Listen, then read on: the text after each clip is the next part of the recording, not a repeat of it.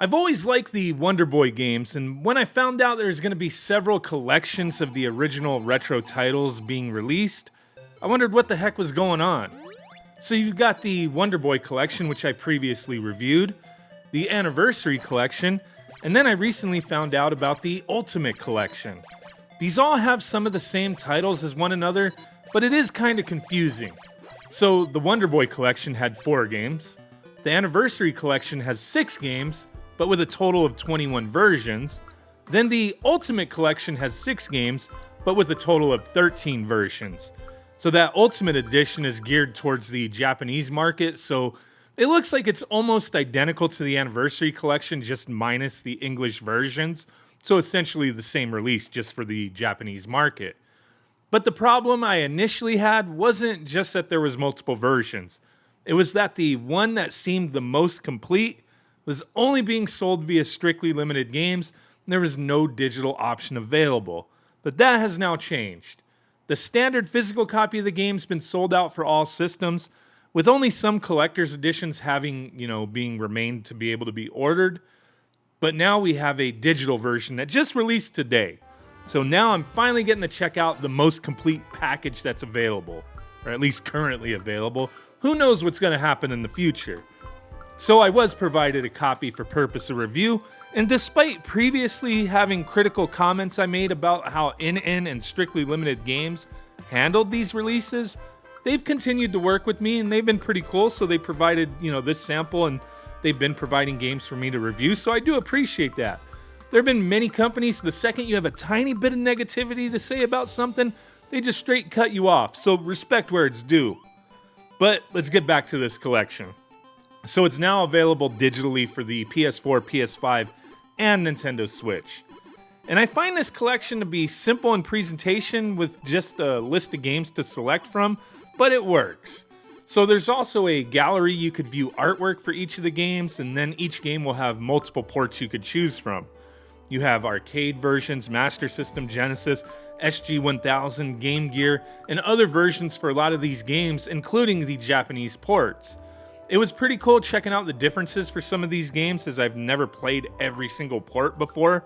But okay, this release, it comes with the following games. You get Wonder Boy, the original Wonder Boy, with 6 different versions.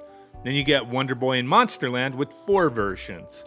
And then you get Wonder Boy 3 Monster Lair with 2 versions. Monster World 2 with 4 versions. Monster World 3 with 3 versions.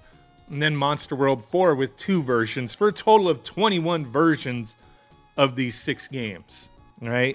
So each game offers different options that you could tweak before or during your time playing. Things like enhanced or original controls, which allow you in some games to assign a button to run instead of, holding the attack button to run. And then some other games have, a different purpose for the enhanced controls. But I found that I prefer the original control mode for each game, as the enhanced just kind of felt unnatural to me, but it may work for some people. So hey, at least it's there. Give you some options, right? And then one of the coolest things that I don't remember being in the first collection is you have access to maps for each of the games for all the different areas. And that can kind of be used as a strategy guide in some places here. Like, it'll show you where all the items are, secrets, stuff like that. It's really cool going through and inspecting the maps and taking a look at the layouts.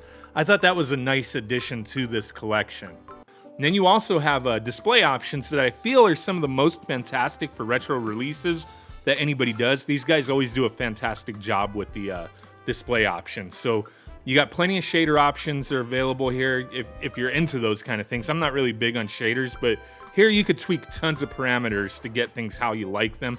I'm always impressed by that, even though I don't fully utilize it. I know some people do, so it's really cool that it's there. And then for each game, you also have your save and load states, which is pretty typical. And then you also have the addition of rewinding or even fast forwarding during gameplay. So you could fast forward and play the game in turbo mode, essentially. Or, some of these games, they're maybe like long, like in Monster World 4, in the beginning of the game, there's a long path of walking with nothing going on to get the game going. So just fast forward and just keep running, So that does come into play. It's convenient. It's nice to have that there. So with my time playing each of these games and all the various ports, I didn't notice any real issues with how the games are being emulated here.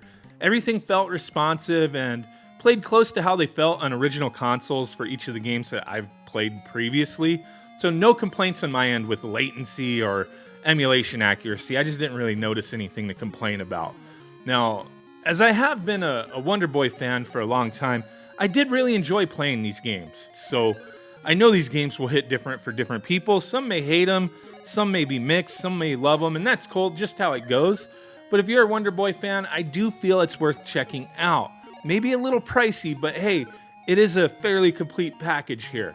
And I would also say from what I've seen of the Ultimate version, that if you missed out on the Anniversary Physical Edition and don't mind just having Japanese language games, that one may be the route to go for a physical copy, as it's up for pre-order on places like PlayAsia for $39.99, where that's actually cheaper than this collection digitally, but you don't get all the versions. It's just the Japanese region versions of those games, but the list is fairly complete as well. And a lot of these games, you don't necessarily have to know Japanese, as not all of them have a lot of text, but some of them do, so that may be something that you have to look at and decide, nah, you know what, I'm good, right? Now, I am glad that this collection made its way out of being locked behind a sold-out physical-only copy and is now available to anyone who wants it and doesn't mind digital. I prefer physical, but I like there to be options because, yeah, sometimes things like this happen where a game doesn't get a wide release, physically anyway. It may go through one of these companies, like a Strictly Limited Games type thing, and there's only so many copies available. And then you'll have these collector's editions that they do that for some people are worth it, some people they're not. For me, I'm not completely against collector's editions. It just really depends on the price and what it comes with.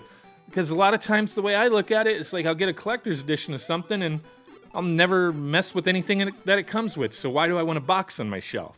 You know, some big-ass box with a bunch of things that I've only looked at once. I don't know. I mean, to each their own, but I am glad this finally made its way, you know, to being available to anybody who wants to buy it anyway. But let me know what you guys think. How do you feel about this coming out finally? And are you going to grab it? Are you good with the first version that came out that only had 4 games? Are you going to grab that Ultimate version? Or did you already get the Anniversary Edition from Strictly Limited? Let me know what you guys think. Thanks for watching. Bye.